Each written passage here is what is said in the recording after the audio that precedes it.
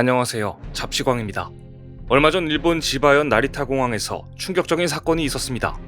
농민들과 경찰들 간 무력 충돌이 발생한 것인데요. 요미우리 신문 등 현지 매체에 따르면 경찰 기동대가 나리타 공항에 출동한 것은 2월 15일 밤 8시쯤 기동대는 시위대가 세운 망루를 강제 철거하기 시작했고 시위대는 격렬하게 저항했습니다. 이날 기동대의 강제 집행은 도쿄 고등재판소가 나리타 국제공항이 요청한 공항 반대파의 공작물 철거를 인정해 이루어진 법적 절차였습니다. 일본의 관문인 나리타 공항에 어째서 시위대의 망루가 존재하는 걸까요?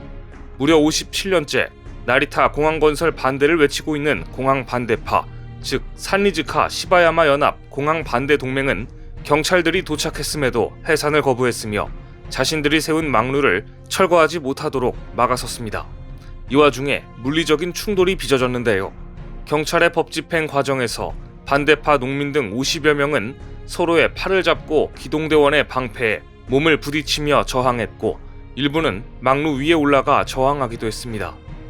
무려 57년째 이곳 농민들이 법 집행을 격렬히 반대하는 이유는 일본 정부가 공항 부지의 토지 소유권이 인도되는 과정에서 주민들에게 충분히 설명을 하고 동의를 구하지 않았던 게 발단이었습니다. 믿기지 않지만 일본 나리타 공항 한가운데는 지금도 주민들이 살고 있는 사유지가 있습니다. 비행기가 뜨고 내리는 소음이 심한 공항에 사람이 살다니 믿기지 않지만 사실입니다. 보시는 것처럼 공항 내에 빨간색으로 표시된 부분이 바로 사유지입니다. 이곳에는 정말 사람들이 살고 있습니다. 공항을 만들 때 활주로에 의해 이 사유지를 침범하면 불법이기 때문에 활주로 아래에 지하도를 둔 상태입니다.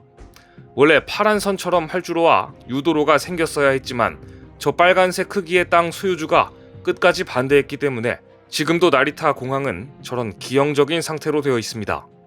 얼핏 보았을 때 소유주가 보상금을 노린 일종의 알박기를 한 게 아닌가 싶은 생각이 드는데요. 사유지 주민들의 입장을 들어보면 그리 간단하지만은 않습니다. 놀랍게도 이들이 원하는 것은 나리타 공항이 실제로 불타는 모습이라고 합니다. 1960년대 일본은 아시아 최대 규모의 공항을 건설하려고 했지만 원주민들과 협의를 전혀 하지 않았습니다. 이주나 보상 문제에 대해 협의를 해야 함에도 불구하고 주민들은 일방적으로 퇴거 명령을 받았습니다. 그러자 주민들은 들고 일어났습니다.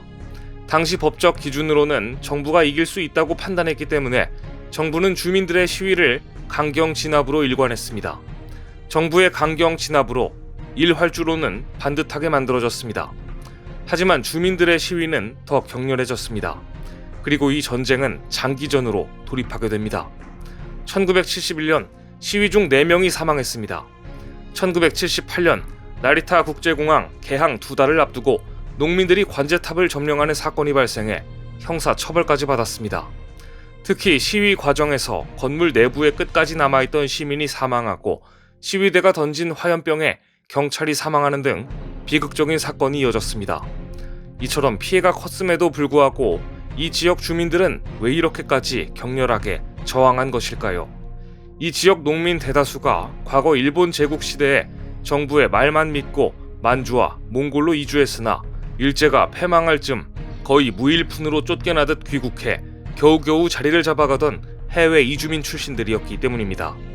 이들은 자신들에게 모진 고생을 시킨 일본 정부가 사전 설명도 없이 갑자기 땅을 내놓으라니 곱게 비켜줄 리가 만무했습니다.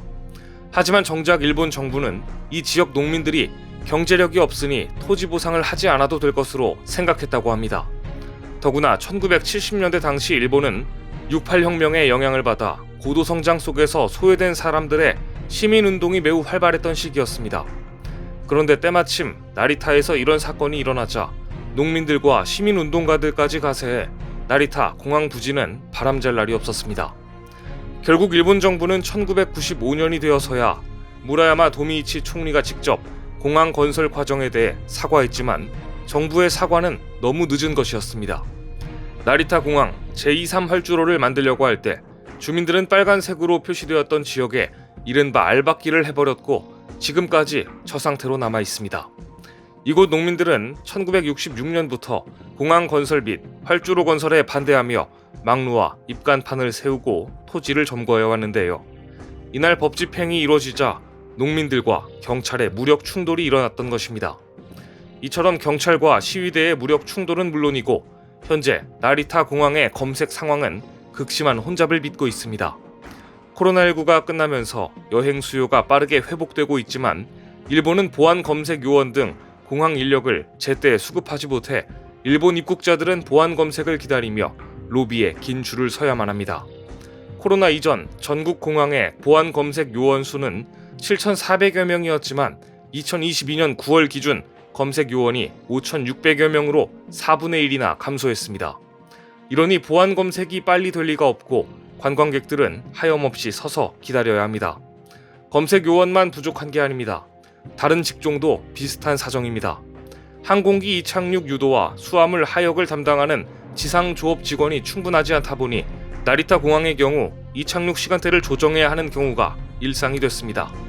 전문가들은 일상 회복으로 해외 관광객이 급증할 것으로 예상되는 만큼 공항 인력 수급을 위한 특단의 대책이 필요하다고 지적하지만 일본의 공항 인력 수급은 느리기만 합니다. 이렇다 보니 최근 일본 나리타 공항을 이용해본 관광객들은 공항 직원들의 서비스가 신속하지 않고 불친절했다고 입을 모읍니다. 일본 나리타 공항은 지금 한쪽에서는 거주민과 경찰이 무력 충돌을 벌이고 다른 한쪽에서는 공항 보안 검색이 느려서 관광객들을 계속 기다리게 하는 대혼란 속에 있는 것인데요. 최근 한국에서는 코로나 때문에 가지 못한 해외여행 욕구가 폭발하며 해외여행 수요가 크게 늘었습니다.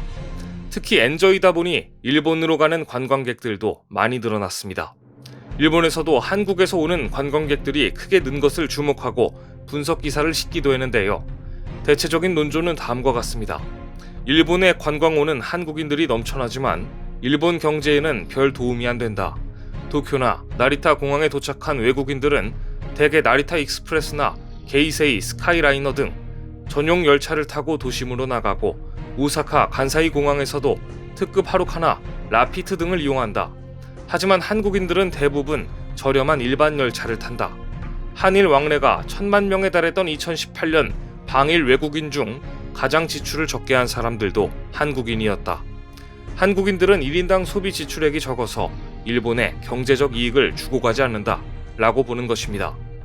한국인들이 경제적인 여행을 하는 것은 사실입니다.